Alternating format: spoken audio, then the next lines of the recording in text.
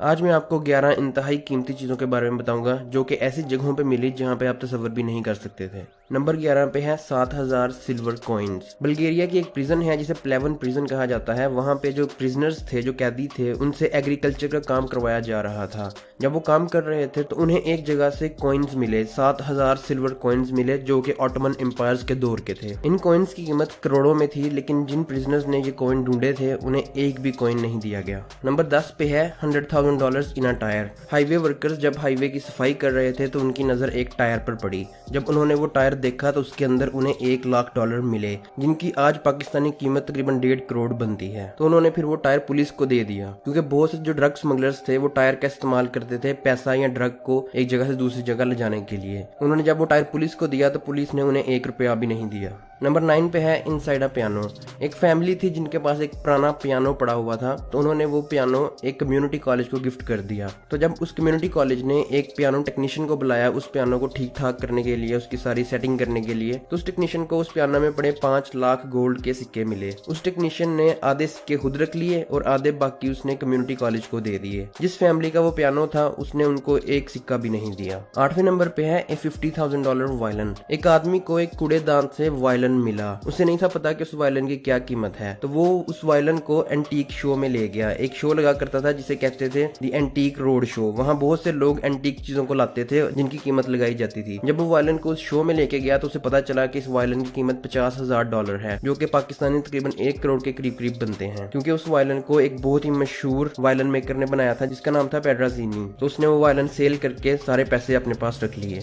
7वें number पे है gold in the tank. एक कंपनी थी जिनका काम था टैंक्स की सफाई करना और मेंटेन करना। एक दिन वो एक टैंक की मेंटेनेंस कर रहे थे, ट्यूनिंग कर रहे थे कि उन्हें उस टैंक से बहुत सारी गोल्ड की बार्स मिली। तो फिर उन्होंने पुलिस को फोन कर दिया, क्योंकि वो डर रहे थे कि ये ना हो कि हम पकड़े जाएं या कोई प्रॉब्लम हो जाए। तो उन्होंने पुलिस को फोन किया और सारी गोल्ड बार्स दे दी। उन गोल्ड बार्स की कीमत अरबों में थी। 6वें नंबर पर है द विनिंग लॉटरी टिकट। 2005 में एक आदमी को कूड़ेदान से एक लॉटरी की टिकट मिली जिसकी वैल्यू $1 मिलियन थी, यानी पाकिस्तानी तकरीबन 15-16 करोड़। तो उस टिकट का जो ओरिजिनल ऑनर था, यानी कि जिस आदमी की वो असल में टिकट थी, उसने इस पे केस कर दिया और इसने फिर उसे तकरीबन 2 करोड़ वापस दिए। बाकी इसने सारे खुद रख लिए। क्या आपको कभी कूड़े से इतनी कीमती चीज मिली है? नंबर 5 पे है pearl under the bed. Philippines का एक मछेरा था जिसको पानी में से एक बहुत बड़ा पर्ल मिला था। उसने समझा शायद कोई पत्थर है, तो उसने वो पत्थर अपने बेड के नीचे रख दिया। तकरीबन 10 साल बाद उसने वो पर्ल अथॉरिटीज को दिखाया। तो जब अथॉरिटीज ने उस पर्ल का मुआयना किया तो पता चला कि ये तो बहुत ही कीमती पत्थर है। इसकी कीमत तकरीबन $1 मिलियन